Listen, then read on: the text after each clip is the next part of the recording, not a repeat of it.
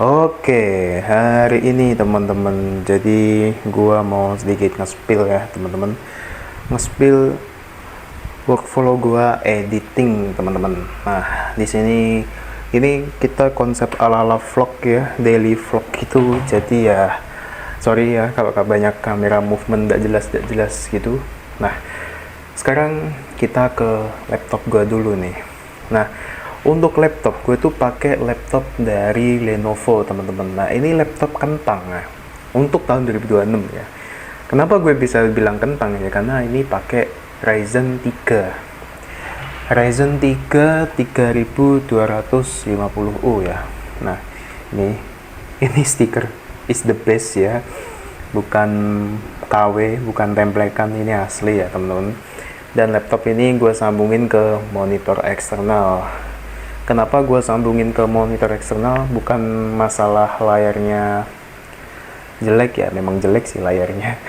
Tapi karena pertama layarnya rusak ya, jadi ya udah terpaksa gue taruh ke eksternal monitor. Sebenarnya masih bisa nyala, cuma ada ngeglitch garis-garis gak jelas gitu pas dibuka LCD-nya, buka flip ini. Terus masalah akurasi warna dan juga resolusinya masih 720p, dan ya menurutku layarnya masih TN bukan IPS, jadi rasanya butek aja. Terus untuk monitornya, nah ini monitornya gue pakai MSI. Untuk monitornya MSI apa ya, gue lupa ya, kayaknya bentar gue ngintip dulu. MSI sebentar nih, kayaknya di sini tuh ada ya. Nah, ini Pro MP251L. Ternyata ini monitor 25 inci teman-teman, bukan 24 ya. Dan di sini layarnya sudah 120 Hz sRGB ya. Gue setting sRGB ya karena untuk editing ya, meskipun nggak tahu ya akurasi warnanya, nggak peduli sih. Sebenarnya setelah gue lihat-lihat di iPhone sama aja. Sama aja, cuma beda panel ya. Kalau iPhone kan pakai OLED ya, kalau HP ku ini. Dan ini speknya, spek laptopku nih. Untuk RAM-nya, nah permasalahannya RAM-nya teman-teman. RAM-nya yang gue pakai ini 8 GB nih. Tapi sebenarnya laptopku ini RAM-nya 4 GB karena gue upgrade gitu. Akhirnya jadi dual channel nih. Jadi dual channel begini. Jadi untuk performa harian oke lah, cuma untuk editing ngepres banget. Apalagi gua pakai Windows teman-teman. Dan asal teman-teman tahu, laptopku ini di Windowsnya sudah gua mod ya. Gua pakai Windows dari Atlas OS teman-teman. Nih teman-teman, kalau nggak percaya, gua pakai Atlas Team. Manufakturnya harusnya Microsoft ya, tapi tulisannya Atlas Team. Dan biasanya setelah install install Windows versi Atlas itu ada fitur namanya Atlas Toolbox kayak gini ya nih.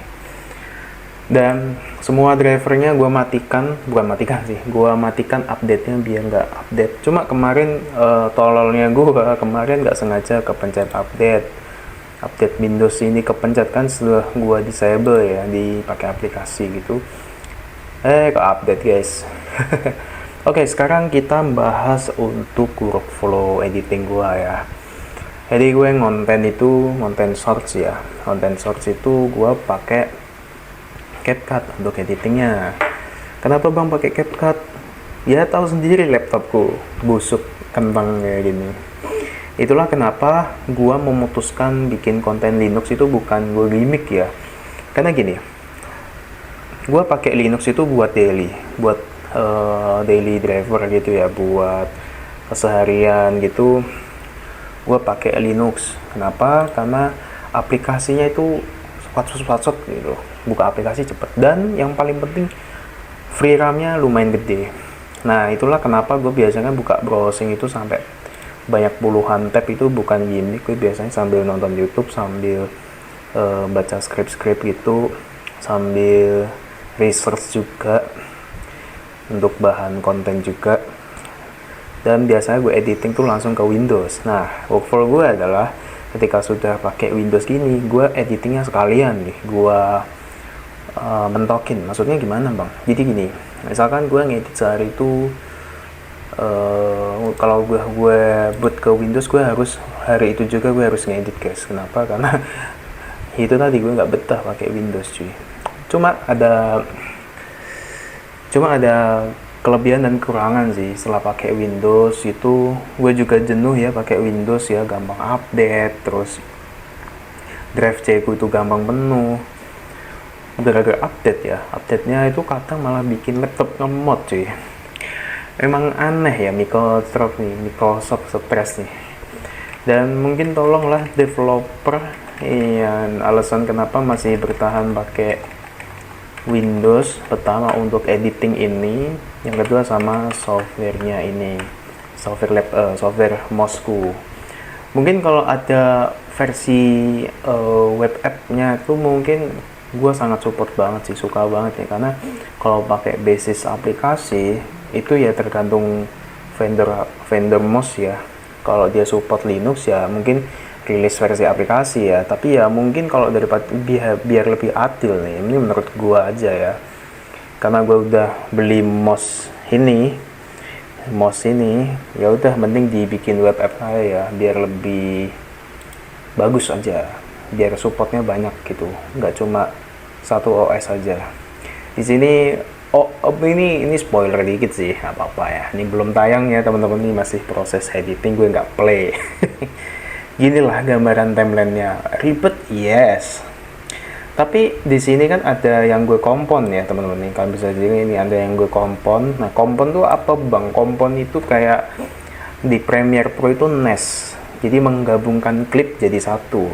Nah, contoh nih, fungsinya kompon ini apa? Nah, kalau misalkan kalian layernya ada 3, anggaplah layernya ada 5 deh, lu pengen transisi, kan nggak bisa dong transisikan scene sebelumnya sama sesudahnya ya, sesudahnya yang klip banyak itu.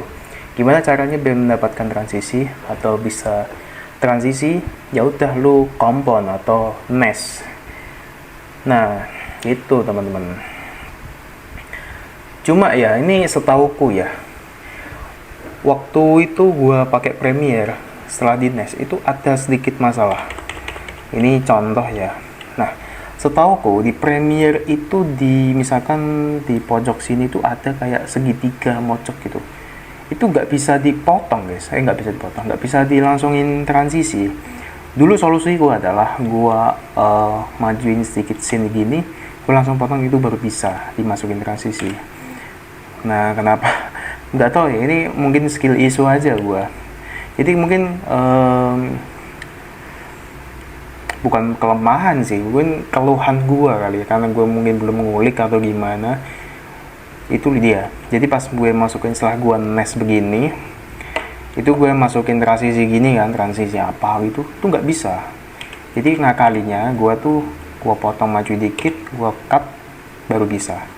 Cuma ya gitu, nggak bagus aja. Dan jujur nih, CapCut juga berat karena banyak aset-aset gratis. Kalau kalian pakai premium juga bagus juga ya, tapi menurutku asetnya lumayan bagus, sekarang udah kepake banget tuh kreator-kreator lainnya. Dan menurutku ya itulah, itu dia gua ngeditnya pakai CapCut dan gua ngeditnya pakai laptop. Gua jadiin desktopan begini teman-teman. Jadi ya kenapa gua nggak upload setiap hari, meledak dong. Karena gue masih nyoba ya, iseng-iseng ya, gabut gitu. Dan gue biasanya sehari ngedit 2, tapi 2 itu gue untuk biasa kan, misalkan ini jadwal hari ini kan jadwal ngedit ya, hari ini jadwal ngedit, sekalian gue ngedit sampai sore gitu. Terus besoknya itu kadang agak nyantai, itu nge-scripting atau mungkin baca-baca gitu. Dan sekalian nyambi ngevlog. Ngevlog begini ya guys, anjay ya. Gue tunggu nih, gue rencana juga mau bikin review HP ini review HP ya, menurutku masih worth it untuk sekarang. Mungkin review headset Pokoknya gadget-gadget ya, gadget-gadget pendukung atau mungkin review ini bisa. Tapi tetap gua untuk search ya, untuk sekarang untuk search dulu, dan mungkin vlognya itu kayak selingan aja ya. Jadi karena gua sekalian nih konsep-konsep vlog, sorry ya, kayak kurang proper banget. Dan ya kurang lebihnya begitu teman-teman. Ini sedikit vlog, mungkin antara jelas gak jelas ya, ya mohon maaf ya teman-teman. Oke, begitu aja alasan kenapa gua sebenarnya ini pembahasannya ke workflow gue editing sih di Windows ya. Cuma banyak yang menyarankan itu pakai Kdenlive, dan jujur gua nyobain itu, waduh, softwarenya terlalu Premiere banget gitu. Agak berat sih di laptopku memang, tapi kenapa gua pakai CapCut itu karena asetnya sedikit bagus-bagus aja ya. Jadi instan sebenarnya, nggak perlu mikir. Cuma gue mikir aset-aset apa yang gue pengen masukin gitu ya. Gue biasanya download dari luar gitu teman-teman. Oke, sama ini auto subtitlenya ini apa ya? Auto caption ya namanya di CapCut. Itu teman-teman. Oke. Thank you udah nonton, dan jangan lupa support gua, mungkin semoga berkembang ya. Ya insya Allah ya. Gua mau bahas-bahas Linux ya, karena jujur gua suka banget pakai Linux, dan ya sampai sekarang gua masih pakai untuk daily. Bukan untuk editing gini ya, untuk editing beda lagi, ini anggaplah ini kerja ya. Tapi untuk daily use ya, untuk entertainment, untuk nonton film, gua pakai Linux teman-teman. Oke, terima kasih sudah menonton, dan jangan lupa like, komen, dan support gua. Terima kasih.